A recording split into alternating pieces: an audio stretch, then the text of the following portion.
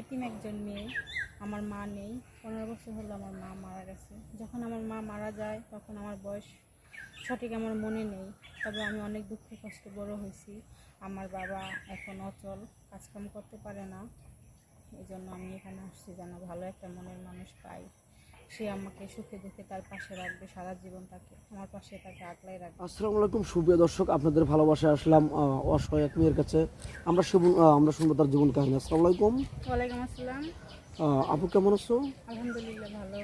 তোমার দেশের বাড়ি যেন কোথায়? গাজীপুর, কালিয়াপুর থানা। তোমার নামটা? আমার নাম তমা। তোমার ফ্যামিলিতে কে কে আছে?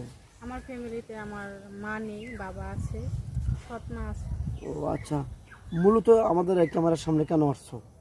মূলত ক্যামেরার সামনে আসছি এই জন্য, আমি ছোটোকালে মা মারা গেছে, বাবা পরে বিয়ে করছে।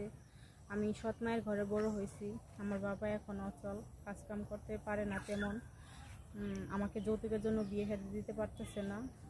এই জন্য আমি ক্যামেরার সামনে আসছি যেন আমাকে দেখে কোনো ভাই যদি পছন্দ করে, আমি গরিব অসহায় বলে যদি কারো ভালো লেগে থাকে তাহলে আমাকে বিয়ে করতে চায়, আমি বিয়ে করব। আচ্ছা, এই যে তুমি ক্যামেরার সামনে আসছো, তুমি একটা বিয়ে করার জন্য, এই তো হ্যাঁ, একটা জীবন সঙ্গিনীর জন্য। তো হ্যাঁ। তুমি কিরকম একটা জীবন সঙ্গী চাও? তোমার বয়সটা কত? আমার বয়স 24। আর ছেলে যেমনই হোক তার মনটা যেন সুন্দর হয়, যেন যেন সে আমাকে ভালোবাসে, সম্মান করে। আমি গরিব বলে যেন আমাকে অবহেলা না করে। আচ্ছা, তুমি তো বললে যে একটা সুন্দর একটা মন চাও, এই তো?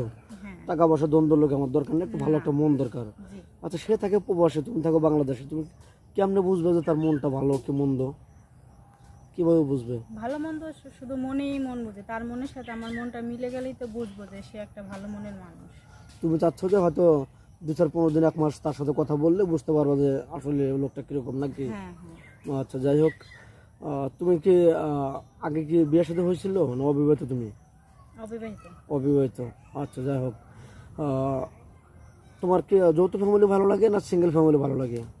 যৌথ ফ্যামিলি ভালো লাগে। কেন, এখন তো মানুষ শুধু স্বামীকে চায়। না, শুধু স্বামীকে ভালোবাসা তো হবে না, স্বামীর মা বাবা ভাই বোনদের সবাইকে নিয়ে যদি মিলেমিশে থাকি তাহলে তো স্বামীর ভালোবাসা পাবো।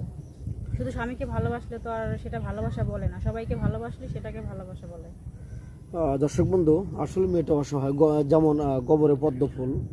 মেয়েটা যদি আর্থিক থাকতো, সচ্ছল থাকতো, তাহলে ভালো ঘরে বিয়ে হতো। এখন টাকা পয়সা নেই, আর্থিক সমস্যা এবং ঘরের সৎমা খুবই সমস্যার কারণে আমাদের ক্যামেরার সামনে আসছে। কোনো ভাই যদি ভালো লেগে থাকে তাহলে আমাদেরকে লক করবেন। তো যাই হোক, তুমি তো মুসলমান না? হ্যাঁ। নামাজ কালাম পড়া হয়? জি। আচ্ছা, নামাজ কালাম পড়তে হবে। আর পড়াশোনা কতটুকু করেছো? এসএসসি। এসেছে পাস না? তো এখন তোমাকে কোনো ভাই যদি বিয়ে করে বাংলাদেশে রেখে যায়, তোমার চেহারা ভালো, গঠন ভালো, তুমি কি পরকে লিপ্ত হবে? জি না। এগুলো তো অনেকে তোতা পাখির মতো কথা বলে, এখন তো খুবই কষ্টে আছে।